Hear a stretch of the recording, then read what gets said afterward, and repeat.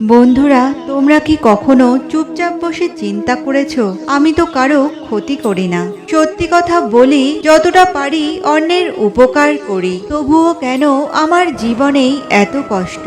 আর আশেপাশে তাকিয়ে দেখো, যারা মিথ্যা কথা বলে, যারা মানুষ ঠকায়, যারা অন্যের ক্ষতি করে, তাদের জীবন যেন ভালোই চলছে। তখনই মনে প্রশ্ন জাগে, তাহলে ভালো হয়ে লাভটা কি? ভগবত গীতায় মানুষের জীবনের দুঃখ কষ্টের কারণ নিয়ে খুব সুন্দর ব্যাখ্যা আছে। গীতা বলে, মানুষের দুঃখের প্রধান কারণই হলো তার মোহ।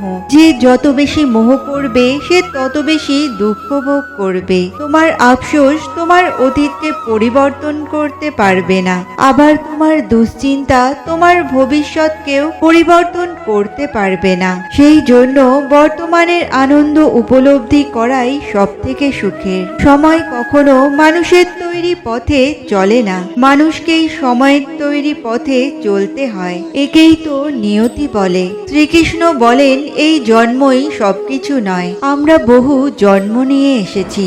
আগের জন্মের করা কিছু কর্ম এই জন্মে এসে ফল দেয়। তাই আজ তুমি ভালো মানুষ হয়েও কিছু কষ্ট ভোগ করছো।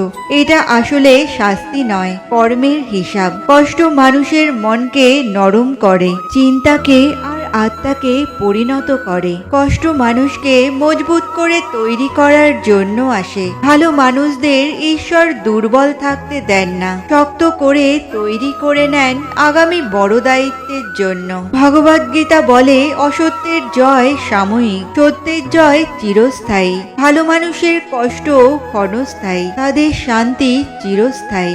জীবনে আমরা কতটা ঠিক আর কতটা ভুল সেটা শুধু দুজনই জানেন। একজন হলেন পরমাত্মা এবং দ্বিতীয়জন হলো আমাদের অন্তর আত্মা। ভগবান শ্রীকৃষ্ণ বলেন, যে ব্যক্তির মধ্যে জ্ঞানের অভাব এবং ঈশ্বরে বিশ্বাসের অভাব থাকে, সেই ব্যক্তি জীবনে কখনো আনন্দ এবং সফলতা লাভ করতে পারে না। অনেকেই অভিযোগ করে তারা জীবনে যথেষ্ট সুযোগ পাননি। কেউ বলে ভাগ্য তার সঙ্গে ছিল না, কেউ বলে মানুষ তাকে বুঝতে পারেনি, আবার কেউ বলে পরিস্থিতি তার বিরুদ্ধে ছিল।